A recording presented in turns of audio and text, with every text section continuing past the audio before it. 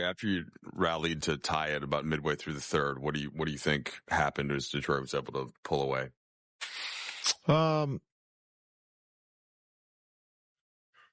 The offensive stretch that we had there in the third, start of the fourth. I'll rewatch it tonight, but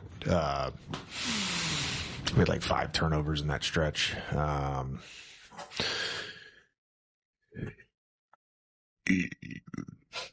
Again, the turnovers, the fast break points in the paint that just killed us tonight.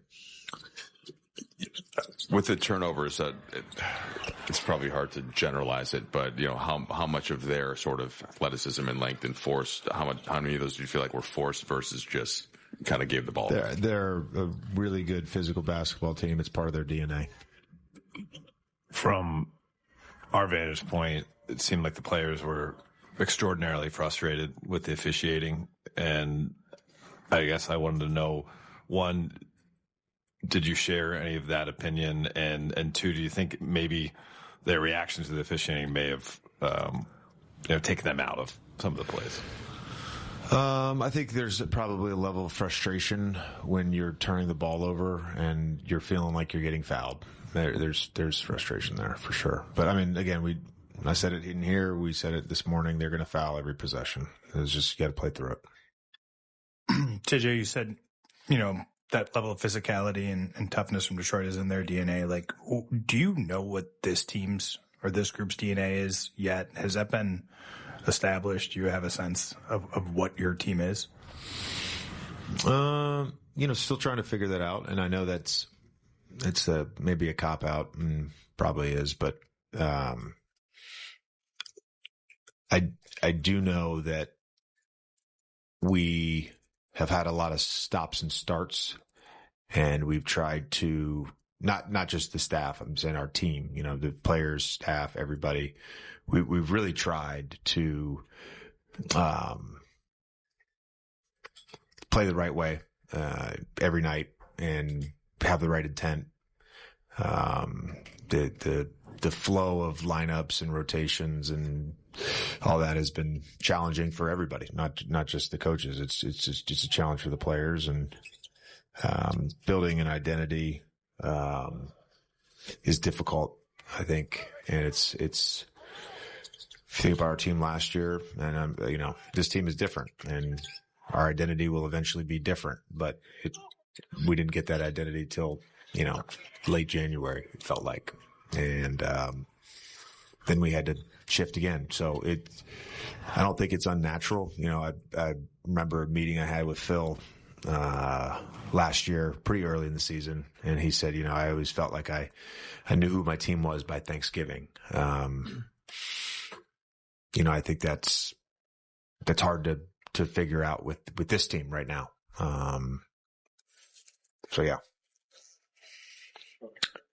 You guys are 20-11 now, but all 11 losses have been by double digits. I had a stat earlier. You guys have tied for the third most 20-point losses. Seems like when you guys win close games, but when you guys are losing, it just seems like the ropes are being let go of. What does that say? Is there something, I guess, to take away from that? What does that say about the team when you guys do lose? It's by these wider margins. Yeah, I thought the group, the intent and the effort was there for the most part tonight. There was some technique stuff in pick and roll that we tried to adjust, and we didn't get there. The turnovers in the fast break points, they kill you. And a team shoots 63%, and most of that's at the rim or in the paint. It can be deflating. Thanks, Coach. Thank you. The Lakers have a couple days off to enjoy the new year before hosting the Grizzlies on Friday. LA beat the Grizz by 5 back on Halloween, thanks to 44 points and 12 boards from Luka Dončić. It's the first Lakers game of 2026. Lakers and Grizz, 7:30 p.m. right here on Spectrum Sportsnet. Next up for LeBron, we assume a late night birthday celebration somewhere in downtown LA. Until then, some media obligations. We'll hear from LeBron and more reaction ahead. Lakers fall to the Pistons 128-106. Welcome back. It's the Carl's Jr. moment of the game. This one. Statue of Liberty. An assist from Luka. From the 41-year-old. to a running LeBron. Little jelly. It's amazing. He can still do this. Mm-hmm. Oh, like somebody's logo right there. And absorb the contact. Yeah. Speaking of LeBron, he is speaking with Gator. Well, as JJ mentioned, effort was there tonight. Guys tried to play the right way. Turnovers obviously cost you guys. That's a really close game going into the fourth quarter. What was kind of the biggest difference you saw in that game? We had points off turnovers, fast break points. I mean, we had a lot of pick sixes tonight. Allowed them to get out there fast, explosive team, a lot of athleticism. We kind of knew that coming to the game, but we didn't show up that point. How much credit do you give the Pistons defense in that regard? I mean, we knew we was going to get their best shot after, the Clipper game. So, you give them a lot of credit. It's a very well organized team. They play hard, physical. Cade is, playing like the number one pick that he was drafted as, and as a franchise player, and very good team. How do you combat the fact that this is a Pistons team? They shot well tonight. They're generally slow to shoot. Like, how do you kind of combat the fact that you can load up the paint on them, try and keep... Yeah, you just tip your cap. You go with the percentages. We had a game plan. We understand that they probably number one in the points in the paint in the NBA. They get a lot of their points off fast breaks and in the paint. So we knew we tried to make them shoot from the outside, and it made sense tonight, and that's okay. When a team's allowed to establish physicality the way that the Pistons play tonight, what's your guys' best course of action to be able to compete in a game like that? What do you mean? You match physicality with physicality, so that's the only way to do it. Did you feel like the way the game was officiated tonight? No, I have no idea. It's not my lane to talk about how it was officiated or not. JJ talked about the team's identity, still trying to find what it is. Have you ever gone this late in the season not knowing what your team identity is, and do you know what this team's identity is? We haven't had a full team all year. Probably, I don't know, maybe one game we had a full roster, maybe even not. We got some very important guys out right now. And obviously I started the year being out, and having our all-star, two guard out, and Rui's now out, and, Gabe's been out for a minute. Jaxson just came back.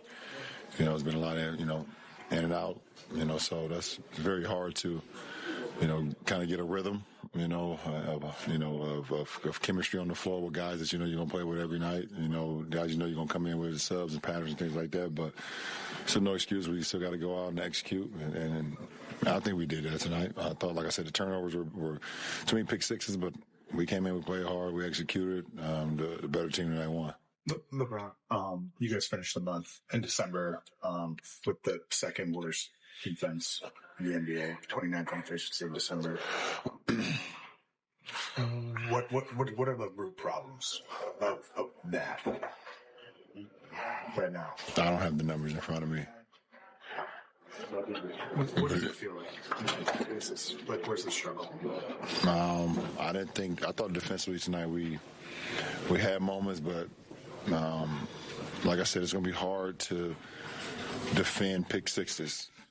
We have too many pick sixes where, we turn the ball over. It's hard to get back. We're not getting back. Teams are running us. We give up a lot of transition points. We turn the ball over. Sometimes offensive rebounds, things of that nature. We just got to get better on that side of the floor. We've talked to you over the years about the physical demands to do this. Night in, night out, 23 years. How are the mental demands right now? Good. I'm solid. Yeah, I'm solid. I'm living the dream. I'm solid. You said often, though, the pick sixes being a problem tonight in particular, ball handling is not, Austin's not going back in the next, 2 weeks or so. So how do you balance what you can do on the ball versus how good you can be off the ball to alleviate? Who, me personally? You personally, yeah. I haven't really been on the ball. I don't know if you watched any of our games this year, but I haven't really been on the ball as much. I've been playing off the ball a lot. It's something I can get back into it, but you got to get back into the rhythm of that. AR and Luka gets us into our offense. Marcus has been, now has stepped up to kind of help with that role. Nick Smith is going to help us with that role as well. If I need to do that. And if the coaches ask me to do that, and I can do that. But I've been playing mostly off the ball this year. Do you feel like you need to be on the ball more? No, whatever helps the team win, bro. It don't matter. It don't matter. LeBron, first of all, happy birthday. Thank you. Second of all, what would pay you're 23, not you're 41. I mean, it feels like it. Yeah. You're 23, 41 years old. What advice would you give to 18-year-old LeBron James? It's a lot of advice I would give him. I would just say, keep the main thing. Work hard. There's no substitute for hard work. I think hard work and dedication, if you want to be great, going to pay off. Keep the blinders on.